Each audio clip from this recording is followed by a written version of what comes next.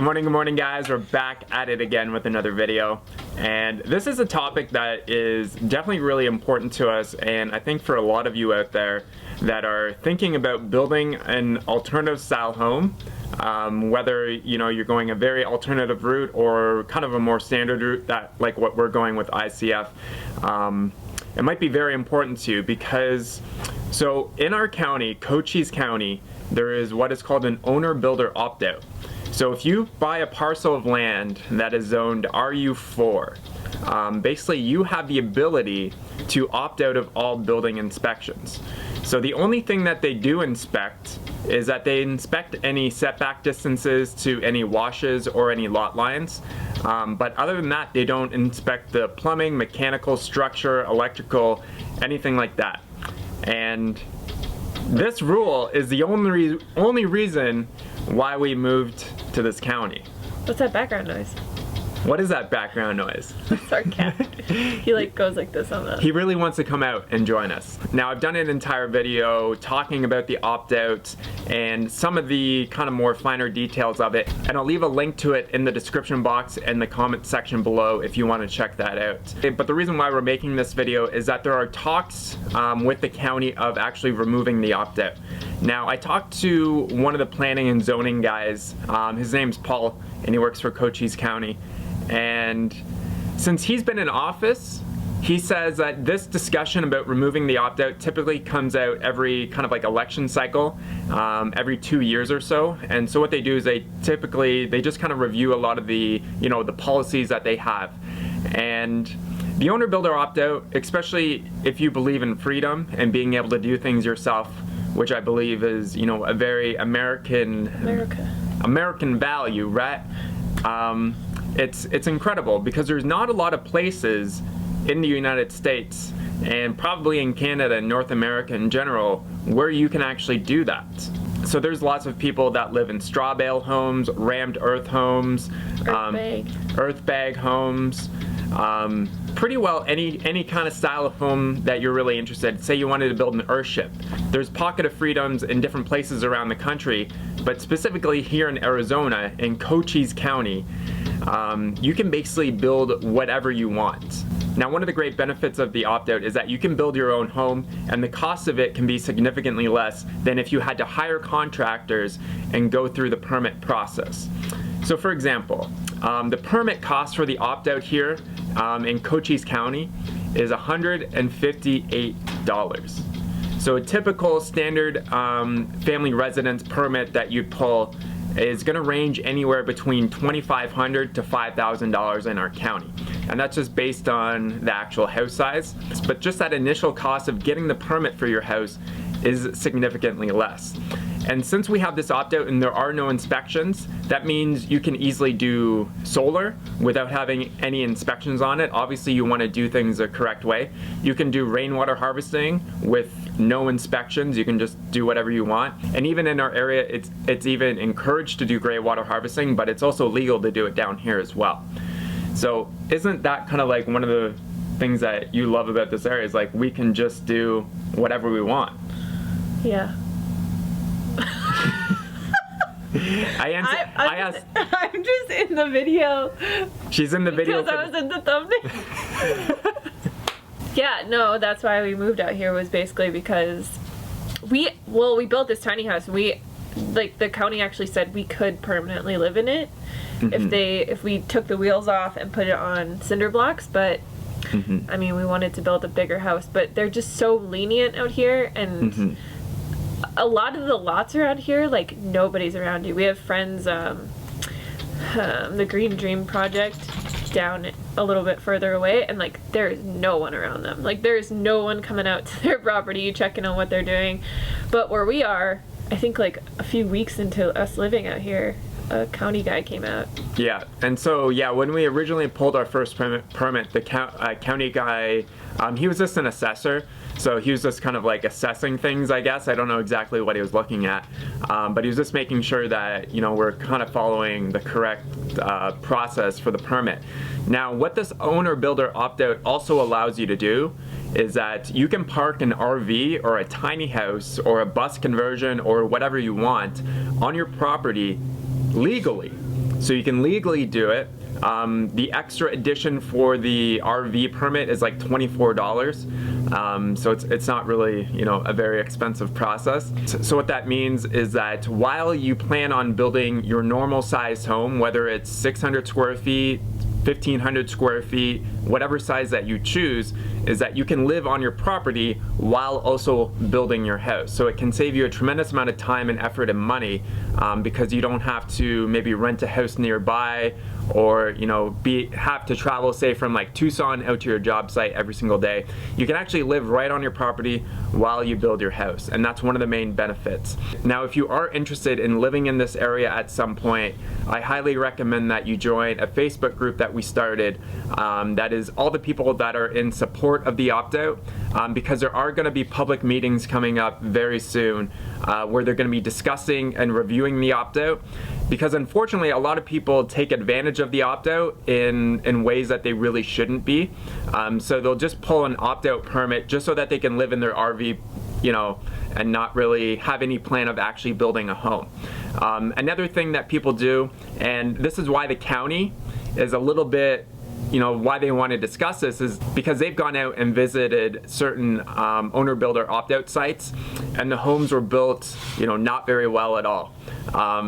And I think that's more of an exception to the rule, where, if somebody's wanting to build a home that they're going to be living in pretty well for the majority of their lives, if not, it's going to be their forever home, is that you're going to be putting in the time and effort to build a home that is going to be safe. So the reason why they like to review these policies is more of like a safety issue, because if people are allowed to basically do whatever they want, that also means that maybe their electrical system or maybe their plumbing is not going to be done correctly, and in turn it can create an unsafe living environment for the people inside of it. Now, one of the things that you really have to consider with the owner-builder opt-out is that the county does not give you a certificate of occupancy. So what that means is that you cannot submit your plans to a bank, for example, and get a loan or a mortgage on it. That means that you're kind of more forced to have to pay cash for your house, which I think is a great thing if they're actually forcing you to do that, and it's going to make sure that you're going to be spending your money wisely, and you're going to be building within your means and not going into debt over it. Well, the other thing is, it's hard to sell your house because you don't have a certificate of occupancy, but you can, what a lot of people do out here is just a carryback loan. So when we bought this property, we didn't have 75 grand to just drop on it. So the seller just carried the loan for us, which is kind of nice if you're a seller, because if, say, somebody pays that house for 6 years and then they miss 3-6 months of payments, you get all the money that they paid you, plus you still own the house. Mm-hmm. So in essence, you become the bank. You are the bank. You are the bank. So you can charge interest on it. You can do whatever you want. You can, we had 3% interest, and we specified that. So we could specify what interest rate we wanted to pay as a buyer, and we paid it off in 2 or 3 months. But yeah, it's really cool. So if we ever wanted to sell our property, nobody's probably ever going to be able to pay cash for it, but we would be making money off of it just carrying the loan for somebody. And since we don't have any debt on it, it's a win-win for us. Being completely honest with you guys, this area is beautiful and we love it, right? We really love the desert climate, but if this owner-builder opt-out was not in place, we would not be living in here. So it is the main motivating factor for us to live in Cochise County. So if you want to see the boundaries of our county, just type Cochise County into Google Maps, and it'll show you basically, kind of the borderlines of it. One other thing to mention is that you can't opt out on a septic. So you have to get your septic permitted through the county and have somebody, do the install for you. I don't know if you can do that install yourself, but it has to be permitted and inspected. There is an option of doing a composting toilet, and from your kitchen sink you would need a grease trap. So Jim and Jessica from Green Dream Project have gone through that process. But other than that, you can basically do whatever you want. But the understanding is, even with the county, is that you're still building to building codes. It's just that they're not being inspected. So they want you to build a nice, safe home, so you do want to try to do your best and build according to, you know, the proper ways of doing things. But it does afford you the ability to do whatever you want. And that's one reason why we love this area so much. The other thing is that most counties, the minimum square footage for a house is like 1,200. Most counties are actually like 1,800 or 1,600 because they keep upping the minimum square footage. So you have, like, you're forced to build a big house. And when you build a big house, you know, you have to pay more taxes, your mortgage is bigger, like it kind of benefits the whole economy. It doesn't really benefit you. So if you want to build a smaller home legally, like, this is one county that you could do that in, because the minimum square footage for 2 people is 400 square feet.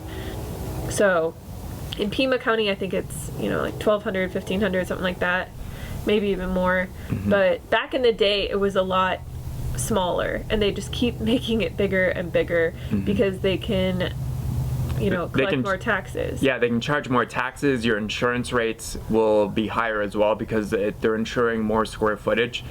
And Cochise County is like such a lenient county, and they are willing to work with people. You know, not that they're going to bend over backwards for you, but they're very lenient and they like to work with people. Yeah. Just from like talking with Paul on the phone, I talked with him for about 30 minutes or so, and he was just kind of explaining obviously the concerns with the opt-out, and I definitely kind of understand their point of view, but they're really nice, and like they want to help you, you know, build an alternative style home, go through the permit process properly, but also you have to come to this understanding that you're not going to get a certificate of occupancy. And that's one of the main important things, because somebody who built a home with the owner builder opt-out wanted to refinance their home. And so the bank was requesting that they supply a certificate of occupancy. And so he called the county asking, this gentleman that used the opt-out, he called the county asking for a certificate of occupancy.